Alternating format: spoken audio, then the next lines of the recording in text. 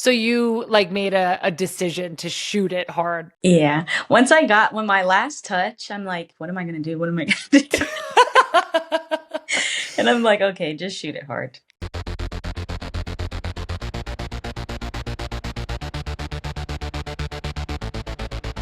Welcome back, everybody. I'm Sam Mewis, and this is a very special episode of the Women's Game. We are just days away from the NWSL Championship in San Jose, and now know which teams will be taking the field and battling it out for the trophy, the Washington Spirit and Gotham FC. These playoffs have been absolutely electric, and a massive part of that is the heroics put on by some of the top players in the league, like today's guest. After her Rookie of the Year season in 2024 ended in injury, this player has bounced back in a massive way with her speed and creative playmaking that is so fun to watch and must be so awful to play against. It's the singular Croix Bethune. Croix, welcome back to the show. Hi. I'm so glad to be back. This episode of Friendlies is brought to you by Verizon, a proud supporter of the global game and the players who inspire us on and off the pitch. As an official sponsor of the FIFA World Cup 2026, Verizon is honored to help share the stories of the world's top players, including the incredible women who are changing the game at every level. Stay tuned for more on how Verizon can get you connected to the game we love. All right, everybody, here is Croix Bethune. Thank you so much for doing this. I know you're so busy. So we last spoke just before the season started in January. And on that episode, you and I spoke about how this could be the Washington Spirit's revenge year. And we were so right. I'm wondering how you're feeling today, just before your team heads to San Jose for the championship. Feeling great. We do this thing to where we have 24 hours to like soak it all in, and then we focus on what's next. We're in a great position and just excited to play one more game. You guys seem like you're in like a really great place as a team right now. We're going to get into every emotion that Spirit fans have lived throughout this season. But first, I do want to rewind and talk about where the team and you were at the start of 2025. The Spirit made it all the way to last year's NWSL Championship, where they faced off against the Orlando Pride and lost by just one goal. You had to watch that game from the bench after suffering a knee injury last season, and you actually had to miss the whole playoff run. And I'm curious in what ways you think you and the rest of your team started this year off with something to prove. Having something to prove, I feel like making it to the championship and still being a little doubted from the outside crowd. When you get that far, you know you want to be back. And I feel like we knew we could get to this position that we're in. We just had to go out there and make it happen. So I feel like a lot of us were excited and we're just ready to make that revenge tour come true. I love that. I need to unfortunately put my dogs out of the room. I'm really sorry, Craig. Give me 1 second. No, it's okay. Okay, you guys. All right. Oh, I wish I could go over there and like pet them. I love dogs. It's like a trope on this podcast that like every other time they bark in here. And sometimes they're good and sometimes they're not. No, I don't mind. I'm a dog mom too, so I definitely understand. I know. How is your dog? He's good. He's actually gone. He's with my parents right now in Georgia. That makes but sense. They help out. Amazing. Something I also really loved from our last conversation was just how confident and positive you were in general. Like last time we talked, you weren't fully rehabbed yet, but you were really open about having gone through injuries before, and you seemed so sure that you would just be back in no time, be better than ever. And it feels like the rest of your Spirit team has a similar sense of certainty, which has translated to the field. The first game you guys played in 2025 was a rematch against the Pride in the Challenge Cup. That game went all the way to PKs, in which the Spirit won thanks to big stops by Aubrey Kingsbury. I'm curious, like we all see how incredible Aubrey is. She is always so cool, calm, and collected no matter who she's up against. But as her teammate, how do you feel knowing that she's behind you? I feel like relaxed. I know that if someone gets past us somehow, that like you still have another brick wall to get by. She's shown it multiple times in like the full game and then games that go to the PKs multiple times that she knows what she's doing. So I trust Aubrey a lot. Oh my gosh, I know. It's so awesome to watch her, especially in a PK shootout. I imagine it's really nerve-wracking for the players because I've been there before, but just getting to watch Aubrey make those saves is so cool. So after that Challenge Cup win, your season opener was a victory over the Houston Dash, but it resulted in an injury for your fellow midfielder, Hal Hirschfeld. And your team has had several players out with injury this year, plus several out on maternity leave. And I think this is kind of going back to you and your confidence and your certainty about getting back. Something in the kind of aura of the Spirit is that if you're out on maternity leave, if you're out injured, you still seem really involved and really connected. Like everybody seems so invested and so a part of the team, no matter what their playing status is. And I think being injured, that is often one of the hardest parts. It just looks like that's not the case with your team. So I'm curious what it is about the Spirit locker room that you think creates that sense of community. I mean, just the culture and the bond that we have, like there's a lot of things that go on behind the scenes that people don't see. For example, when you are injured, like, yes, you might be to the side a little bit doing your own thing, but the meetings, you're still involved. When you're done with your work, we make sure to like get out there during practice and watch what the team is doing to stay included, to bring that positive energy. And of course, when you come back, you still want to feel that close knit. So being injured isn't really an excuse to like be out of the team culture. And that's one thing that I love about us at the Spirit. Yeah, it has seemed so seamless seeing players like Hal, like yourself, like Trinity come back into the fold. It feels like you guys were never out of it. Mm-hmm. And I think that this bond that you're kind of talking about a lot of it must take place off the field. And so I want to ask you about your TikToks that everybody on your team is doing. I feel like it's, from the dances to those videos people were making about missing Esme Morgan when she was at the Euros with England. Yeah. You all just seem like friends. And sometimes in professional environment, teams seem like friends. Sometimes they don't. But how do you think your relationships and your friendships have become key to your on-field success? Yeah, I mean, this is just a fun, welcoming team. We have so many different aesthetics and vibes, yet like we blend and bounce off each other so smooth. And we just like you said, like off the field, we still want to have fun. So when we're on the field, it's very smooth transition, and it's like we're hanging out, but we're on the field playing soccer. Yeah. That's awesome. A little bit back earlier in your season, in late April, you made your first appearance after 8 months of rehab and hard work. It was at home at Audi Field. And you had such a standout rookie year the year before, winning both Rookie of the Year and Midfielder of the Year, which is even more impressive because you stopped playing early in the season. We've talked about your confidence and your certainty that you'd be back, but did you feel any anxiety or pressure to burst back onto the scene earlier this year? Honestly, no. And that's a lot of like kudos to myself and knowing my body and like going through the injury process before, but also to the medical staff and the coaching staff, just not like pressuring me and trying to push me back too soon, knowing that we have long-term goals. And sometimes you shouldn't put yourself in a rush to be back to 100%. I remember having the same feeling last time I spoke with you of just like you seem wise beyond your years and you seem mature in a way that you weren't pushing the medical staff, begging them to let you play early before you were ready, which is something I or a bunch of other players would probably do. Where do you think that maturity and that kind of self-assuredness comes from? Just kind of history and like learning myself. Being young, I was that person I would ask, like with my first injury, like, okay, I'm ready. Like, I want to go back. I want to go back. And getting told no, like, you need to get told no to understand that there is a bigger picture than this one game now and the one game tomorrow. Like, I'll have 20 more games in the future.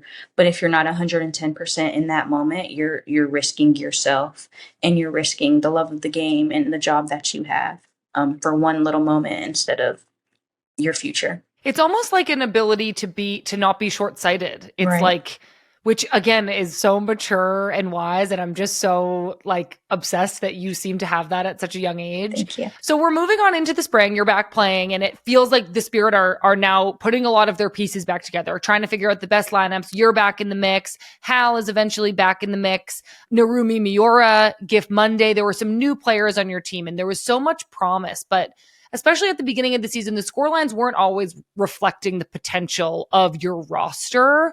And so I think some fans were actually nervous when it was announced that your head coach, Jonathan Heraldez, would be leaving the team for an opportunity in France. He was replaced by his longtime assistant coach, Adrian Gonzalez, who had led the team in Jonathan's absence before. But this was still a really big change and a big adjustment in the middle of the season. But then from June 22nd through mid-October, the Spirit didn't lose a single game in the NWSL or any other competitive appearances, a 16-game undefeated streak. And that makes me wonder how Adrian has really been the right fit for your team. What do you like about him as a coach? What does he bring? Yeah, I feel like he fits this culture very well. When I talk about the bond that the players have, I feel like his personality and him as a coach blends very well with us. Just like how we are close as a team, like he comes in and eats meals with us or jokes around with us and has conversations and like actually is very involved. And I feel like that rubs off a lot of positive energy when we're playing. I feel like it also shows like a trust between like the trust that he has with us, but also the trust that we have for him. And when he started, I mean, we were going through a transition since he's been here, so it's like we've been through it together with him. That makes a lot of sense. Do you think that what you would credit that unbeaten run and just kind of the form your team has been in, do you think it was a tactical thing from him, or do you think it was just more of this like great culture fit? I mean, it could be a little bit of both. We stick to our bubble, which means we start from the basics, which are tacticals. I mean, we still have to go out and play soccer, but there's also other percentages to it, just like the mental piece and then, of course, the culture piece. So just before the Euros, the Spirit announced that they had signed Sofia Cantore, and it feels like she's been a big difference maker for an already really strong attack. She's also the first Italian player to ever play in the NWSL. It sounds like your team is really close knit and you have a lot of international players on your team. So in what ways have you helped somebody like Sofia adjust to life in America? Each player that has come onto the team, they've all said that we're very welcoming. I remember Esme said that after the game yesterday. This team just makes it easy for people to blend in. So it's not even necessarily trying to help her get acclimated. It's just like, welcome to the team, welcome to the family. And she fits right in on and off the field. That's amazing. It's like your team is such a like microcosm of America itself. You just have so much diversity, so many players from all over. Like everybody brings something really unique, and it's really cool to hear that that is actually what it's like, that you're all just kind of united and in it together. This summer, your team was part of the historic match against Bay FC at Oracle Park in San Francisco. There was 40,000 fans there, making it the largest NWSL attended game ever. And it's where you scored your first goal back from injury. Can you take us into that moment? Such a huge game, such a big stadium, an iconic moment. How did that moment feel for you? I love moments like that. A lot of people, huge stadium. This is what I love to do, but it's also entertainment. And for me, I love to entertain the crowd. So that was pretty cool to also be a part of history. And getting that one goal back, I feel like I needed that to just kind of boost my confidence and reassurance. Like, okay, you're getting back into the flow of Croix Bethune. I love that. Do you remember the details of the goal? Could you talk us through it a little bit? We were kind of pressing the ball and they made a mistake. Hal picked it up in like the middle of the field above the center circle and she passed it to me. I remember I looked up and I'm like, okay, I see trend, but the defender kind of cheated. So I took a touch by and slotted it into the goal.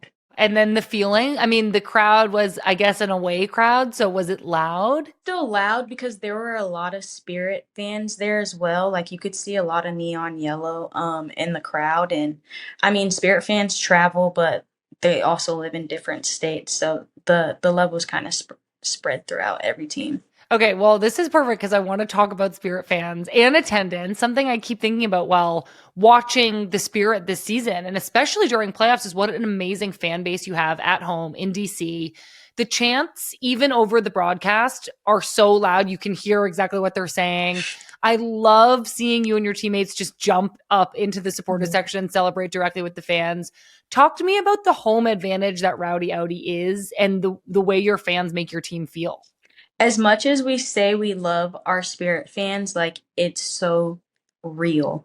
Like you said, it's so loud out there. When we had PKs, you can hear the difference from them screaming and then it being dead silent, like a needle could drop and you can hear it. They give us a lot of energy and we feed off of them. They're our 12th player, of course. And last year, watching from the side, I was like, this is amazing. You feel chills. So to be out there and have that like extra boost at Audi, it's so much fun. Okay, well, you guys are traveling back to Northern California where you just said you had some Spirit fans at Oracle Park. Yeah. How are you hoping it will feel on Saturday in San Jose? Are you expecting a lot of Spirit fans to be there? No expectations, but I know that they show out for us. And I mean, it's the championship. We're running it back. So I feel like there's going to be a lot of Spirit fans there. Oh, I love that. I can't wait to see. So, we just said you did get to play your quarterfinal and semifinal games at home in DC.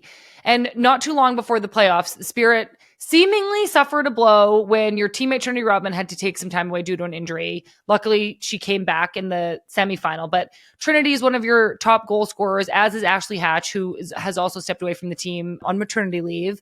And the Spirit, of course, weren't the only team to have a little bit of a roster shakeup that sidelined some stars, but where other teams seem to struggle with that change, the Spirit didn't really miss a step. I have found you guys to be really building towards the final, really consistent despite anything that has gone wrong in the last couple of weeks. And I'm wondering what you think was the key to the team's consistency during the back half of the season and even into playoffs. Throughout the season, we were playing good soccer and emphasis on the good. It could have been better, but we were still getting the job done, still trying to find that kind of consistency. And I feel like the past games before playoffs, we were really like hitting that peak. Past two playoff games, I feel like that's the best soccer that we have played honestly all year. And it's great that we're peaking at the perfect time. So when I feel like you build up off of the past two games before playoffs, it's like, okay, we're going to play our best soccer in the finals. Oh my gosh. It does feel like that though. It really does feel like you have like built great performance on top of great performance on this really solid foundation. And I think there are just so many layers to it. And just part of it is the individual players, like the greatness that you have, especially in your attack. I want to talk specifically about Gift Monday, who has really stepped up for the team in her first NWSL season. Can you tell us what kind of teammate Gift is on the field and off? She's so sweet. She's a little quiet, but you just have to break off that shell and she'll open up. Yeah, she's great. And then correlating it to the field, like she's selfless, but she also gets the job done. As a forward and a nine, I love that she wants to score and she shows that getting in the box, making runs. And I feel like she's been holding it down for us in that position. And I'm proud of her. She's gone through a lot, but she's still putting the team up there for us. The Spirit clinched their playoff spot all the way back in September. You faced Racing Louisville in the quarterfinal. That game was really thrilling from start to finish. You went all the way into PKs, and Racing is a team who had never qualified for playoffs before. So they put up such a great fight against you guys. You guys, of course, have been so strong and have such a storied history in the playoffs, even in the championship game. So it felt like a game that really spoke to the competitive balance in the league and the idea that any team can win any game. I'm curious for you as a younger player, how do you experience parity in the NWSL and why is it important for you as a player? For me, being younger, sometimes age is something that is pointed out, and I understand it, but sometimes when you're younger, that doesn't mean you don't necessarily have as much experience, but you're still finding that experience. And the only way to get it is through playing. I love how the league has been focusing on younger players because it's showing like, okay, we want the future to be even greater than what it is now. And honestly, I'm honored to like be a part of that and have people look to me or kids look to me like, okay, she's a great example. I really like that. I think even specifically thinking about how the focus does seem to have been on younger players, how it's important for you and other players who have less experience to have competitive games every single week in and week out. And I think that Louisville game really did speak to the idea that even though the Spirit were kind of top of the table for most of the season and Louisville just made it into playoffs for the first time, that this league is super competitive every single game. Do you feel that as a player, and do you feel like that contributes to making you better? Most definitely, and I feel like that's one of the most interesting things about the league is that anyone can win any given game, no Yeah. matter where they're sitting. Each team is great, and that's what's the fun thing about soccer too is you never know what will happen. That just makes the game even more fun, and for us to just go out there and get the job done and not necessarily have those situations to where any team can win. Yeah. You obviously, I feel like your team rarely gets beat. So I think that throws a little wrench in my theory. This past weekend in the semifinal, we saw you take on the Portland Thorns at home, once again in DC. What it felt like this past weekend was very similar to what you said. Like the Spirit, at some point, we're searching to find the right formula, and then you had built good performance on top of good performance enough times that you just had it. Like you guys were just unstoppable in the semifinal. It felt undeniable from very early on that you were going to win the game. You had crisp passes, great communication, a really relentless attack, just an overall really dominant performance. I'm wondering if you could tell in training the week building up to your playoff games, did you feel like the team was really firing on all cylinders, stronger than ever? Honestly, yes. I feel like we've been doing a great job of taking care of each other and taking care of our bodies. But when we do get back on the field and get organized for the next game, we can still feel that rhythm and like, okay, like, yeah, we look good. We're ready for this weekend. And each practice, you want to feel that rhythm increasing. So when the game comes, it's okay. We're ready. We're prepared.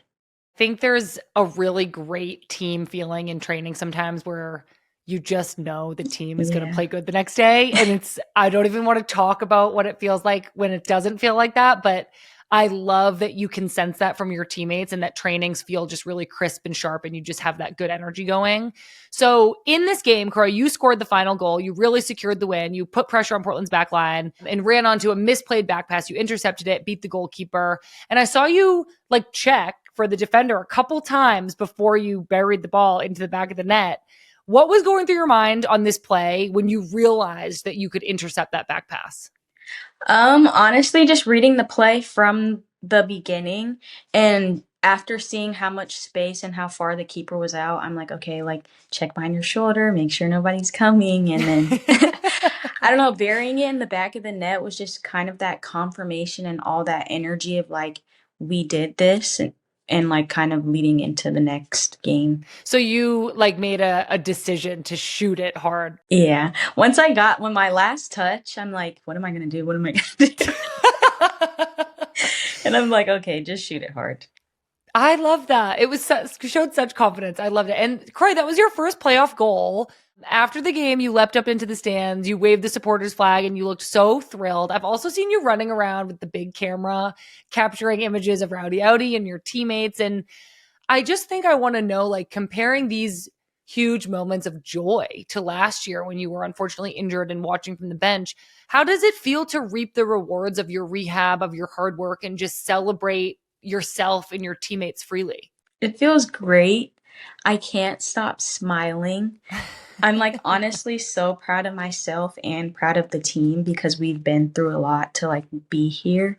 Just grateful and remembering that you have to have fun while you're doing it. Really important lesson and something I wish I could tell my younger self a lot. So I'm really glad to hear that you know that and you're embodying it. You're so fun to watch, and it's honestly even more fun to watch you celebrate and to tell that you're really enjoying it too. The NWSL Championship will be the 44th time that Spirit and Gotham will play each other. That's the most of any two NWSL teams. So it feels like there's a lot of history there. And the league is growing so quickly, but there's something really cool that two of the original teams are facing off, logging another game in this historic rivalry. And, you know, we've talked a lot about the culture of the Spirit, you know, what it's like in the locker room, how incredible the fans have been. What do you think the Spirit are doing that sets a good example for new clubs coming into the NWSL? I feel like it starts from the top to the bottom.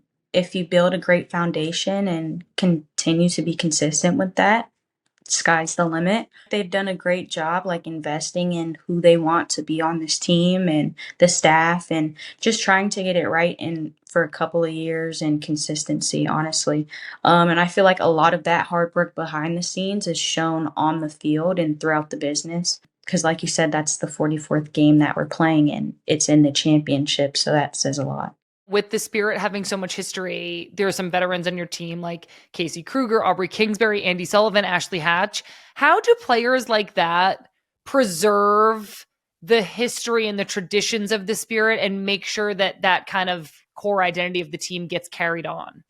Yeah, I mean, we have a lot of OGs and I'm grateful for that because we have a lot of people to look up to and talk to. I remember having a couple of conversations with them and even Barney about like what the league looked like before and things that they've been through, especially being on the Spirit for so long and just kind of like putting things into perspective of how far the league's come, but also like how far the Washington Spirit has come and how much it's grown. In that same vein, the Spirit have this very storied and rich tradition and history, but there are newer, younger players like you and Trin and Hal. How do you think players like you are contributing to kind of the future and the kind of new era of the Spirit and the NWSL?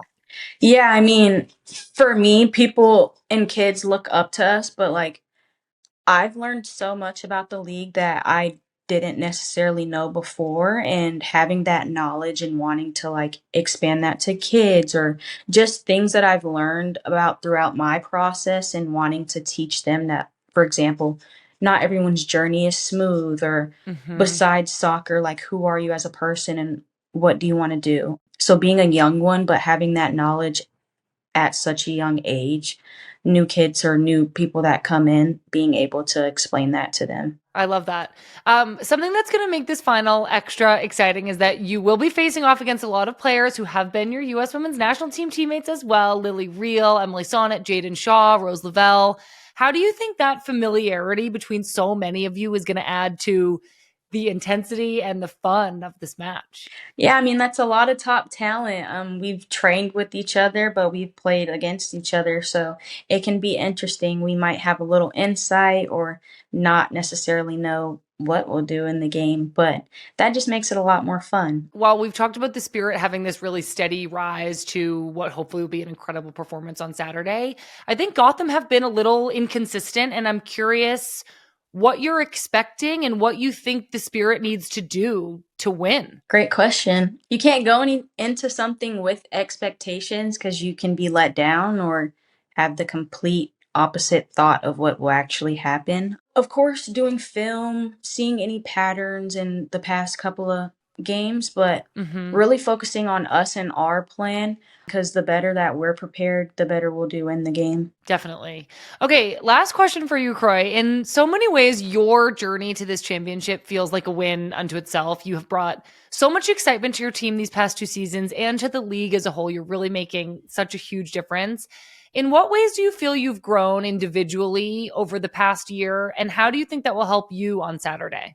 I feel like I've kind of slowly entered a leader role towards the end of the season, just with a lot of people going on maternity leave and being injured. I feel like my teammates have like trusted me a lot more on the field throughout the end, and I feel great about that. Man, that's such a great question. Well, I love your answer. I will, forever be in awe of your ability to just believe in yourself and have confidence. And even in your second year in the league to embody that role as a leader heading into the championship game.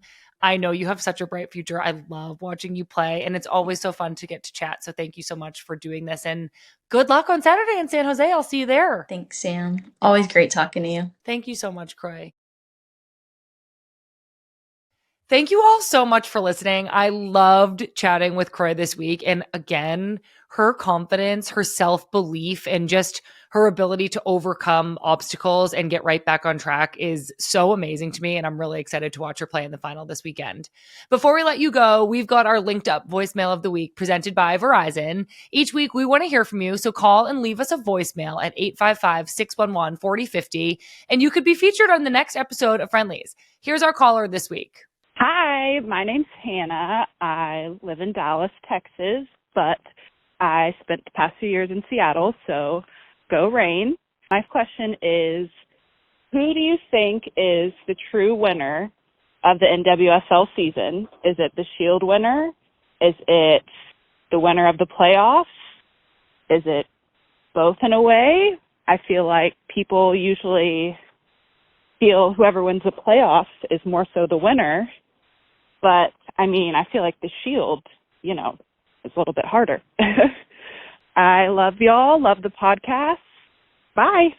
Hi, Hannah. Thank you so much for your message. This is such a tough question to answer, but it's a really good one. The true winner to me feels like the championship winner. In so many ways, I think playoffs define American sports. And I do think it says a lot about a team when you're able to perform in the biggest moments under the most pressure. There's just something so magical about a championship.